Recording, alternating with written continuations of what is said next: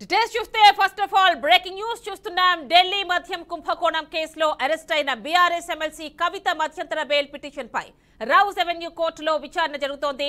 తన చిన్న కుమారుడి పరీక్షల దృష్ట్యా మధ్యంతర బెయిల్ మంజూరు చేయాలని రౌస్ అవెన్యూ కోర్టులో మార్చి 26న ఆమె పిటిషన్ దాఖలు చేశారు.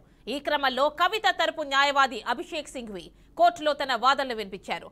ఇక ప్రస్తుతం ఆ వాదనలు కొనసాగుతున్నాయి. కవితకు బెయిల్ ఇవ్వద్దంటూ ఈడీ వేసిన కౌంటర్ పై వాదిస్తున్నారు. కవిత బెయిల్ పిటిషన్ విచారణ నేపథ్యంలో బీఆర్ఎస్ శ్రేణుల్లో తీవ్ర ఉత్కంఠ నెలకొంది. రౌస్ అవెన్యూ కోర్టు కవితకు బెయిల్ వస్తుందా లేదా అన్నది హాట్ టాపిక్ గా మారింది.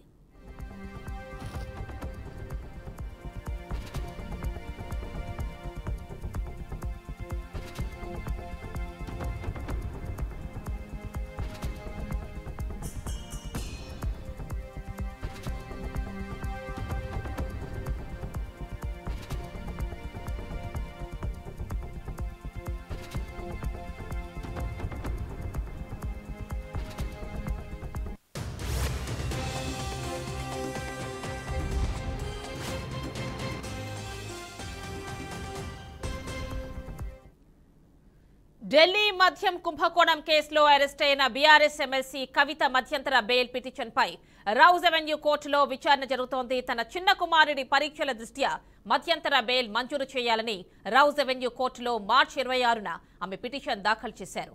ఈ క్రమంలో కవిత తరపు న్యాయవాది అభిషేక్ సింఘ్వి కోర్టులో తన వాదనలు వినిపిస్తున్నారు. కవితకు బెయిల్ ఇవ్వద్దంటూ ఈడీ వేసిన కౌంటర్ పై వాదిస్తున్నారు. కవిత బెయిల్ పిటిషన్ విచారణ నేపథ్యంలో బీఆర్ఎస్ శ్రేణుల్లో తీవ్ర ఉత్కంఠ నెలకొంది. రౌస్ అవెన్యూ కోర్టు కవితకు బెయిల్ ఇస్తుందా లేదా అన్నది హాట్ టాపిక్ గా మారింది.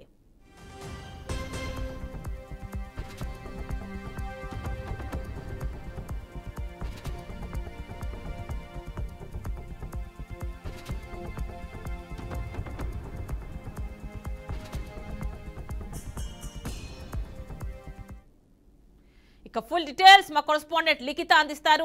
లిఖిత చెప్పండి, మరి ఈ రోజు కవిత మధ్యంతర బెయిల్ కి సంబంధించి వాదనలు నడుస్తున్నట్టు తెలుస్తోంది. ఆమె తరపు న్యాయవాది అభిషేక్ సింఘ్వి ఈ మేరకు చాలా గట్టిగానే వాదనలు వినిపిస్తున్నట్టు తెలుస్తోంది.